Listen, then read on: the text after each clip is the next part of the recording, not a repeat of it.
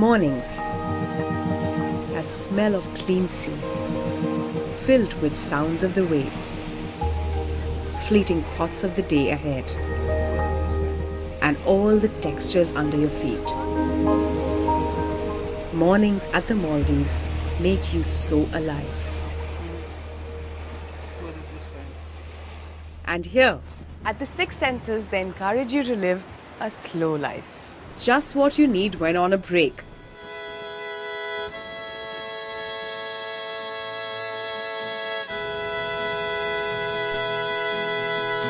They also encourage you to walk bare feet.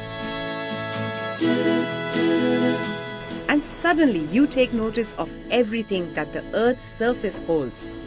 Everything separated from your touch by shoes.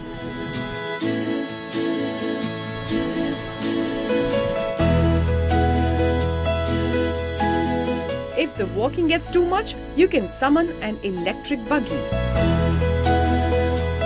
Riding from the wooden planks onto the sandy paths, surrounded by sea lettuce. Just 150 kilometers north of the equator is this Lamu Atoll, famed for its ultrafine soft sand. These white sandy beaches are everywhere on the island, no matter where you set your eyes. And that is quite a luxury in a country where land erosion is one of the major concerns. No fuels, no fumes. You're encouraged to reduce your carbon footprint. And whether on foot or on wheels, all roads in the warm afternoons of Maldives would lead you to the shade of the jungle area. To talk, think, act on it. Leading conservationists, legendary sports icons, celebrities who care about our aquatic ecology would come to discuss, debate, and do something about the world's water situation.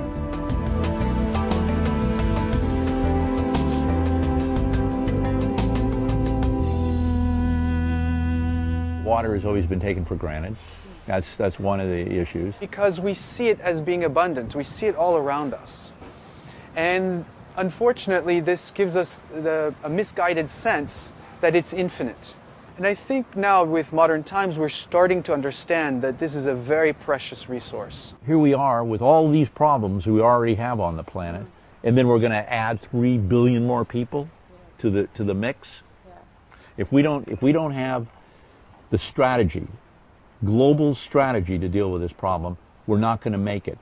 The environmental community, the people who are concerned about water, are going to die a slow death. It's paramount to create the understanding, the education, if you will, of why we are where we are with these problems. This is all about human activity. This is all about the abuse of natural resources, treating the planet as both an endless resource and a garbage can. I don't think you can separate out water and sanitation and climate change and health care and energy and agriculture and food supply. They're all interconnected. I was recently a producer of my film. And how do gatherings such as these help? People to get together, exchange ideas and create action, share what they're doing and how one can help the other. When I grew up in Delhi, the only fish we ever ate was river fish. This time I go to Delhi and there's sushi available in Delhi. Something's going wrong. This is happening on a global level. So globalization is provoking consumerism because people have to sell. Inherent in our culture in India were checks and balances. They said don't eat fish during the monsoons. It's bad. Effectively, it's the time when the fish hatches. So you've given 4 months for the fish to rehatch. But now you get fish all the time.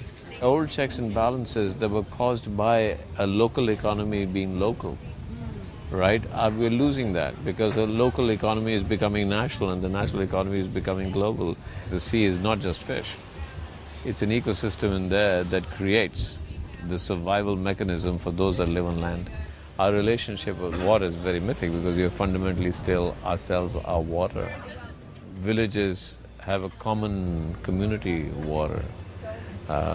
Religious festivals have water. I mean, every faith in the world uses water as a symbol. So monsoons and rains are fundamental to our very being and our very existence. That's water. Till we have water around us, there's every reason to preserve it and celebrate it.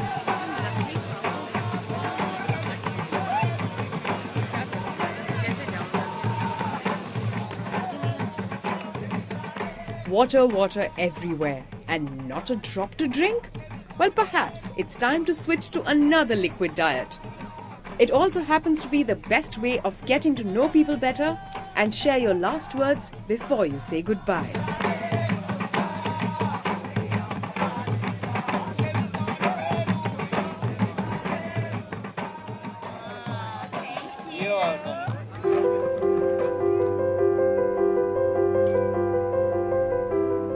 Water has no taste, no color, no odor. It cannot be defined.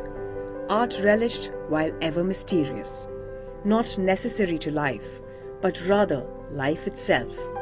It fills us with a gratification that exceeds the delight of the senses.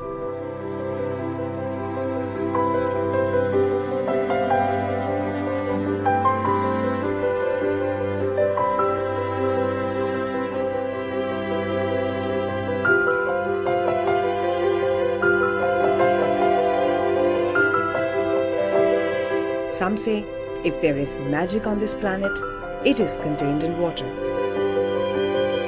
The thought I'm going back with, anything can be cleaned, but filthy water cannot be washed.